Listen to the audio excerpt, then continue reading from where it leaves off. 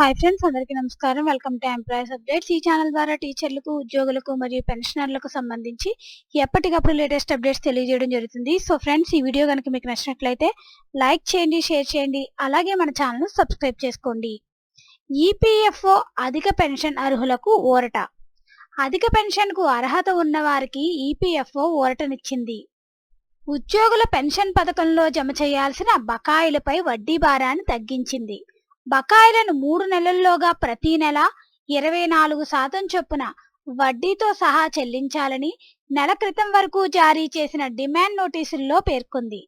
తాజాగా దీన్ని 8% తగ్గించింది. ఈపీఎఫ్ ఖాతాలో నిల్వపై భవిష్య నిధి సంస్థ చెల్లిస్తున్న వడ్డీ తరహాలోనే బకాయిలపైన వసూలు చేయాలని నిర్ణయించింది. డిమాండ్ నోటీసులో పేర్కొన్న గడువులోగా బకాయిలు చెల్లించాలని, లేకుంటే అధిక పెన్షన్ ఉమ్మడి ఆప్షన్పై ఆసక్తి లేదని భావిస్తూ దరఖాస్తులు తిరస్కరిస్తామని స్పష్టం చేసింది.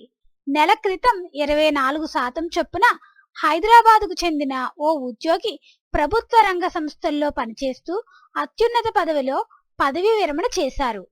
ఈపీఎఫ్ఓ అధిక పెన్షన్ దరఖాస్తు చేయగా ఆమోదం లభించింది. దరఖాస్తుకు ఆమోదం లభించిన రోజు 2023 మే 31 నాటికి ఉద్యోగుల పెన్షన్ పథకం ఈపీఎస్ బకాయిలు 17,69,290 రూపాయలుగా ఈపీఎఫ్ఓ లెక్క కట్టింది. దీన్ని చెల్లించేందుకు 3 నెలలు గడువు ఇచ్చింది.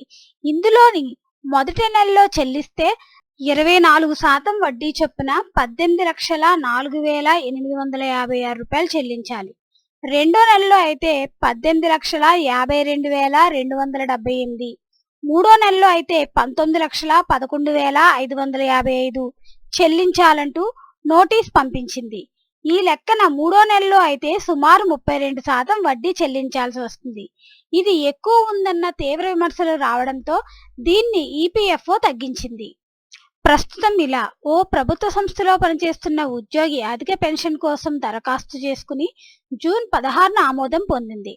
అతనికి అందుతున్న వాస్తవిక అధిక వేతనంపై ఈపీఎస్కు చెల్లించాల్సిన బకాయిలను వడ్డీతో సహా 2014 సెప్టెంబర్ 1 వరకు 8.33% వడ్డీ, సెప్టెంబర్ 1 తర్వాత సర్వీస్కు 8.33%తో పాటు అదనంగా 1.16% కలిపి లెక్కించింది.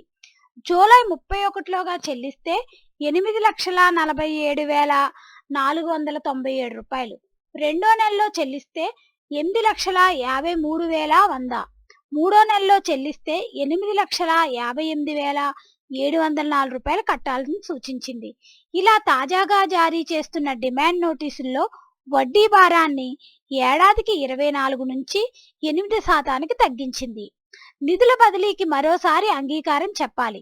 ఈపీఎస్ డిమాండ్ నోటీస్ మేరకు చెల్లించాల్సిన మొత్తాన్ని ఉద్యోగుల భవిష్య నిధి ఖాతా నుంచి మళ్లించేందుకు దరఖాస్తుదారులు ఇప్పటికే ఆన్లైన్లో అంగీకారం తెలిపారు.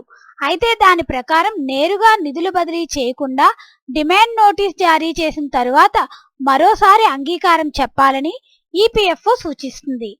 భవిష్య నిధి ఖాతాలో తగినన్ని నిధులుంటే ఉద్యోగి అంగీకారంతో వాటిని ఈపీఎస్కు మళ్లిస్తారు. నిధులు లేకుంటే స్థానిక ప్రాంతీయ కార్యాలయాలు ఏర్పాటు చేసిన ఆన్లైన్ వ్యవస్థ లేదా ప్రాంతీయ పీఎఫ్ కమిషనర్ పేరిట డీడీ తీసి పంపించాలి. నిర్ణీత గడువులోగా ఈపీఎస్ బకాయిలు చెల్లించాలని ఈపీఎఫ్ఓ స్పష్టం చేసింది.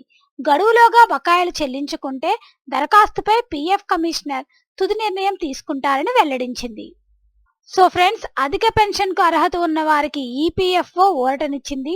ఉద్యోగుల పెన్షన్ పథకంలో జమ చేయాల్సిన బకాయిలపై వడ్డీ భారాన్ని అయితే తగ్గించింది. ఫ్రెండ్స్, దీనికి సంబంధించి ఎటువంటి అప్డేట్స్ వచ్చినా మన ఛానల్లో తెలియజేయడం జరుగుతుంది. ఈ వీడియో కనుక మీకు నచ్చినట్లయితే లైక్ చేయండి, షేర్ చేయండి, అలాగే మన ఛానల్ సబ్స్క్రైబ్ చేసుకోండి. Thanks for watching this video.